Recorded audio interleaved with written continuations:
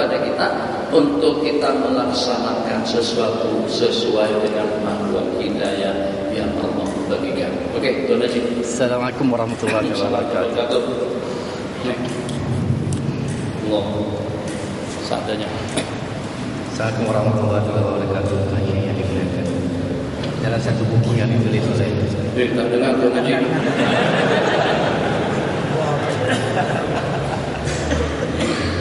Ini untuk kawan.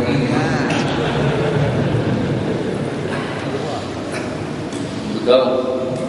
Salah satu buku yang Tuan Syekh tulis sendiri yang sering saya baca berkenaan dengan Tuan Guru yang alim dilihat di sisi makhluk tetapi tidak alim di sisi Allah. Ceramahnya hebat, hadisnya, Qurannya dan kata-kata nasihatnya, tapi apabila mereka mengajar atau menyampaikan ilmu, di waktu itulah mereka ada di masjid, sedangkan di waktu mereka tidak mengajar, hanya solat sendirian saja di rumah.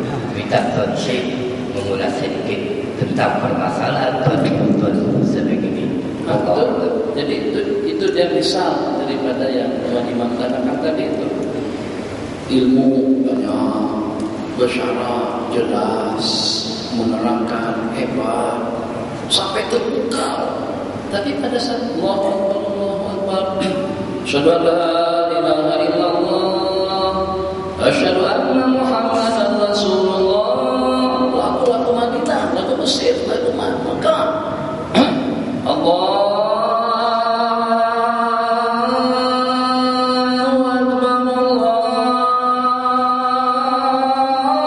Akbar. Tapi semakin lantang suara dikumandangkan, semakin nyenyak tidurnya. Kan kecenderungan pada hati bersyarat, alim, pada ilmu, bersyarat hebat. Itulah tadi baru setakat mendapatkan cuitan ilmu atau cuitan hidayah, tapi belum mendapatkan taufik daripada Allah. Ataupun juga Allah belum berikan petunjuk kepada orang tadi itu, dia hanya setakat menjadi penunjuk jalan kepada orang ramai, ibarat lampu yang hanya menerangi sekitarnya, tapi ternyata dia membakar diri dia sendiri. Itu yang diistilahkan oleh Imam Ghazali di dalam kitab Ihya Ulumuddin.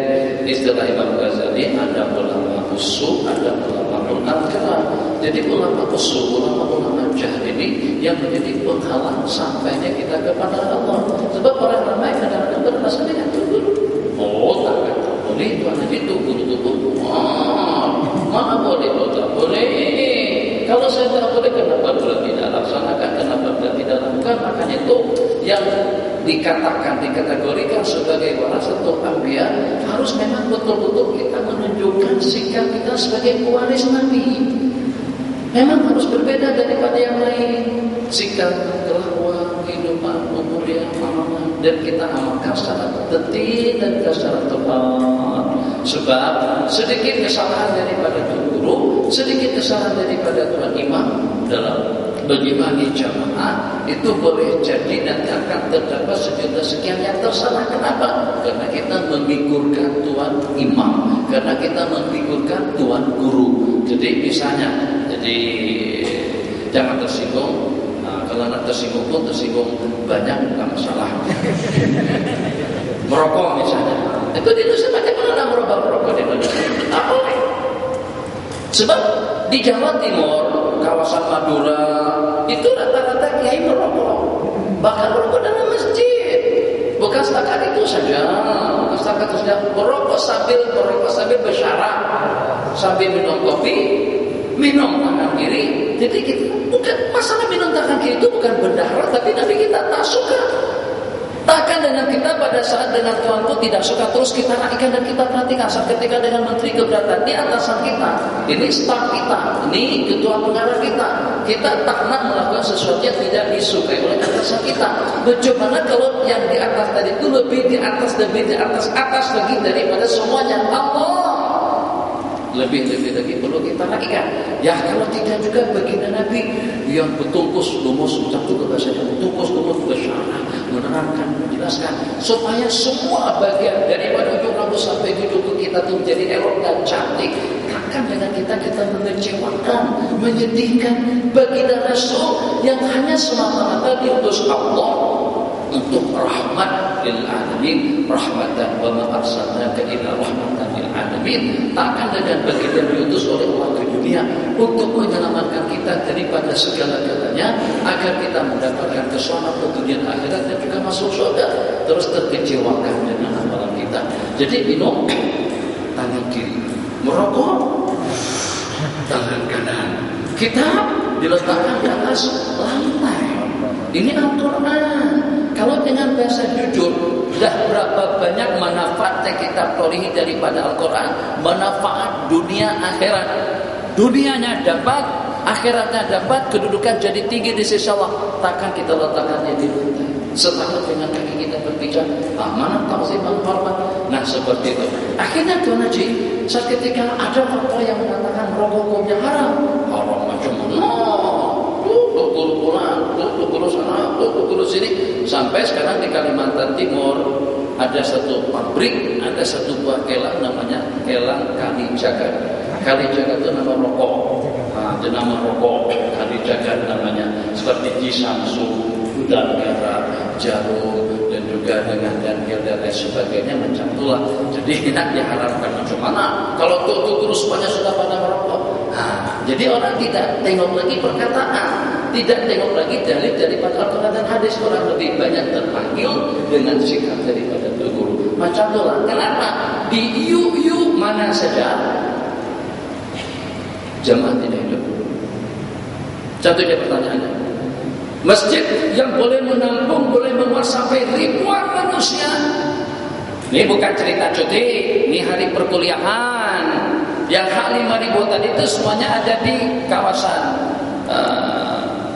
masjid atau di lingkungan masjid, kampus samping menyamping.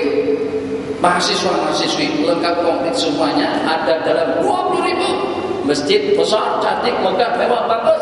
Paling ada dalam 11 tahun. Saya pernah masuk ke UUM, masuk ke UII, UGM, U semuanya banyak. Jamaahnya tak ramai. Kenapa? Sebab syarat-syaratnya mana? Jadi takkan dengan kita lebih alim daripada mereka. Itu alasan logiknya semacam itu. Kata syaitan, takkan awak lebih paham, takkan awak lebih mengerti. Itu persyarah yang sudah botak kepala, tak ada rambut. Betul. Tak jemaah itu maknanya jemaah itu tidak wajib. Wajib tidak wajib, tapi kita nak menjadi tetamu kehormatan Allah Jalla wa'ala. Jadi dengan bahasa kurang lebihnya, jangan sampai gara-gara kita akhirnya terkuburkan bermacam-macam ajaran sunnah daripada Rasulullah. Sehingga masyarakat biasa-biasa saja memegang gelas dengan tangan kiri, makan juga tangan kiri. Kenapa? Karena itu kudu minum dengan tangan kiri. Nah seperti itu, silakan Tuhan. Assalamualaikum warahmatullahi wabarakatuh. Ini terakhir ya.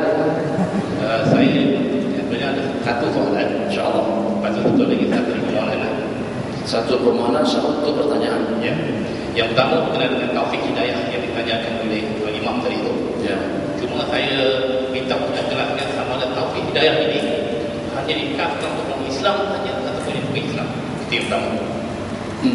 Yang kedua, kalau dapat disebabkan kita jurujung kali datang dekat kawasan ini lah. Jadi pertama kali datang di Masjid Sayyidina Hamzah, kayaknya kalau dapat untuk menerangkan sedikit latar belakang sana untuk maklumat. Tambah 15 minit lagi. Jadi itu yang saya terima kasih. Terima kasih. Jazakumullah khairan. Terima kasih atas antusias atau ihtimam daripada Tuan Haji kita. Saya ucapkan terima kasih. Jadi yang pertama tentang taufik dan hidayah.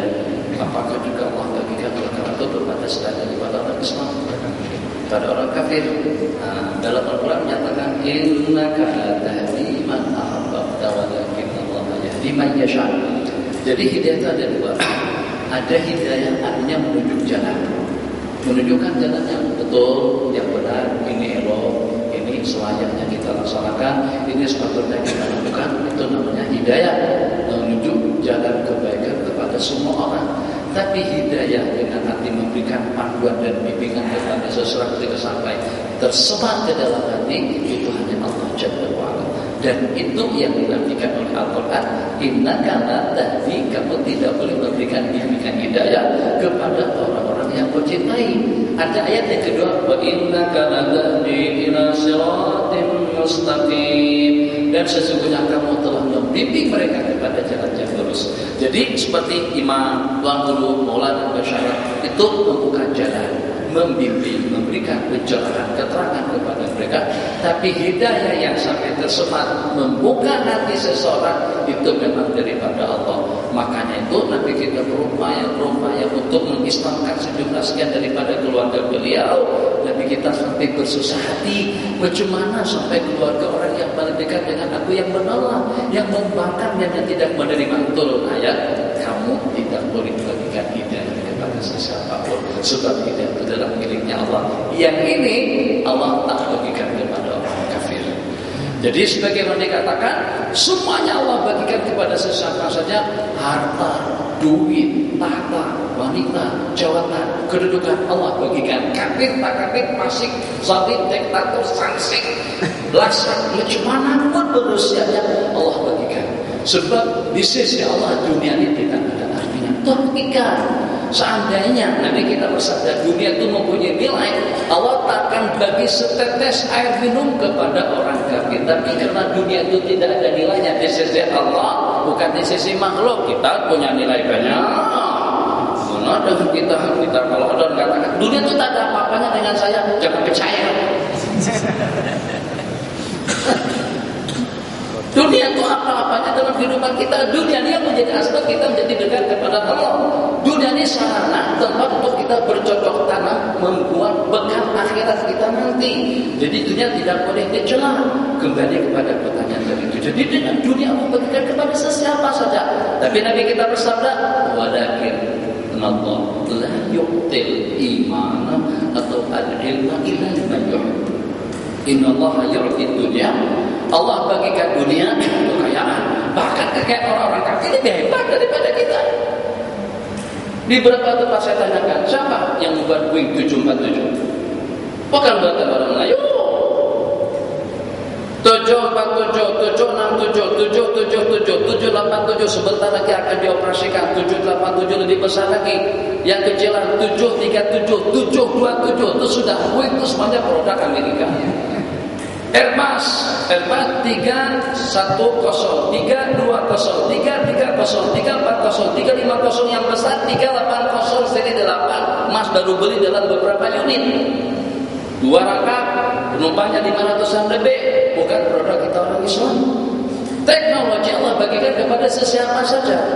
Ilmu Allah bagikan kepada sesiapa saja. Hikmah Allah bagikan kepada sesiapa saja.